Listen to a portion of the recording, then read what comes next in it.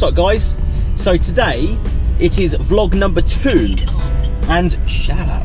And basically what I want to do is take you along on a little adventure to buy my girlfriend's new car. Now, she owned a Audi TT, paying quite a lot for insurance in my opinion, so it started becoming a little bit less practical.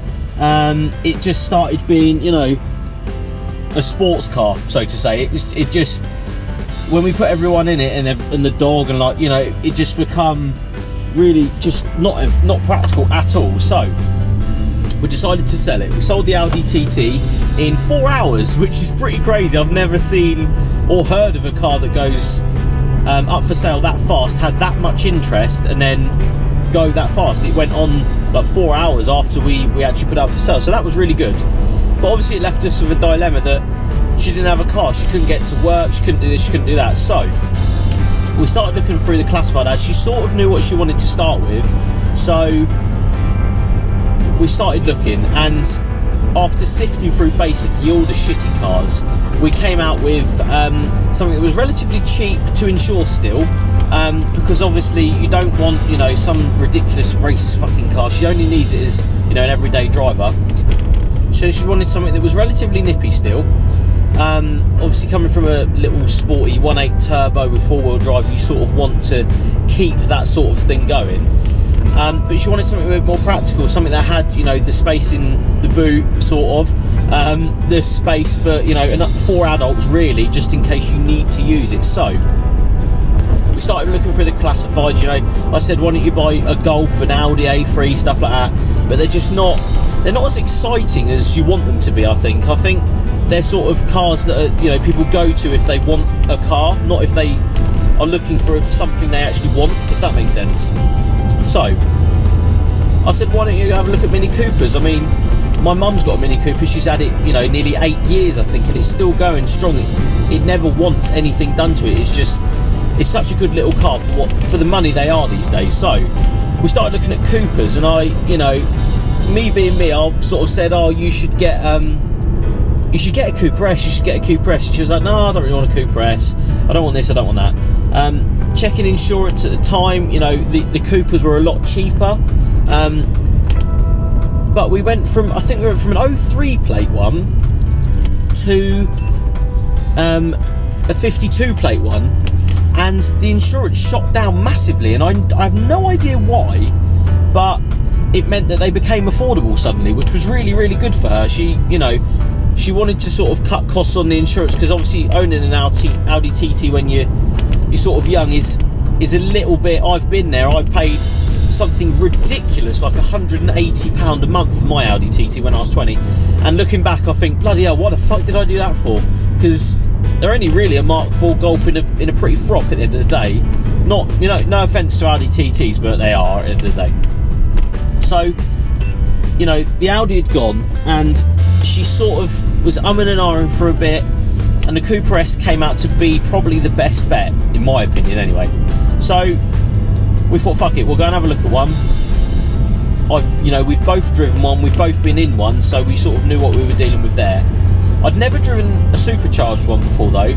I must admit, the noise it makes and the sort of noise, the acceleration and stuff, you know, the supercharger whine and the burble from the exhaust, it's really, really nice as a standard car. I was really, really impressed with it. So that's definitely a big tick in my box, that you don't really have to put an exhaust or anything on it, which is nice.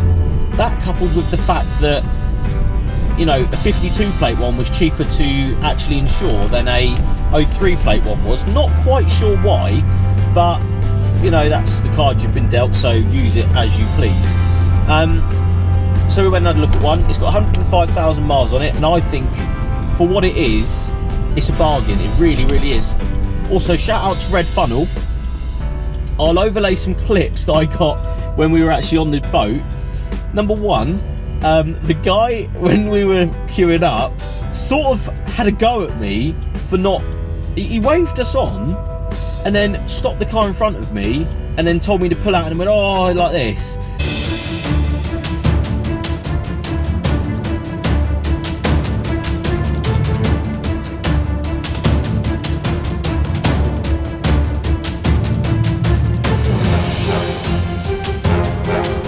was just like, why are you getting funny when you've told us to go and then stopped us all? So we were sort of queued up behind each other. It's really, really, really weird.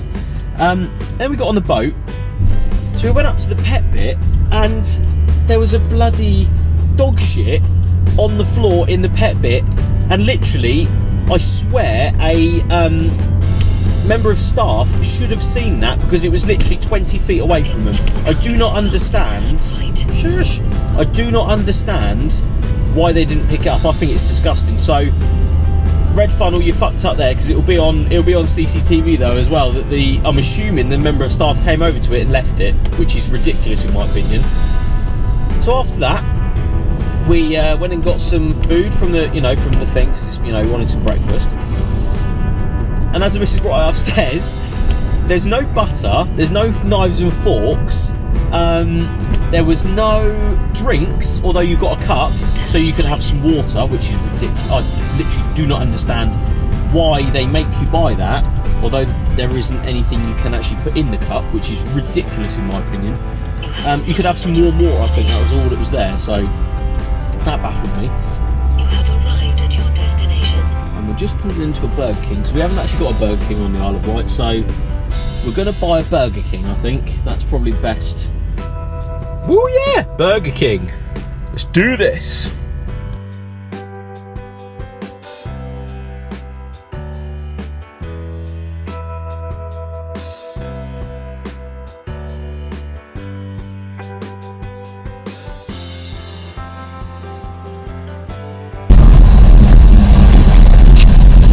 Hello there. We're booked on the 8th, I think.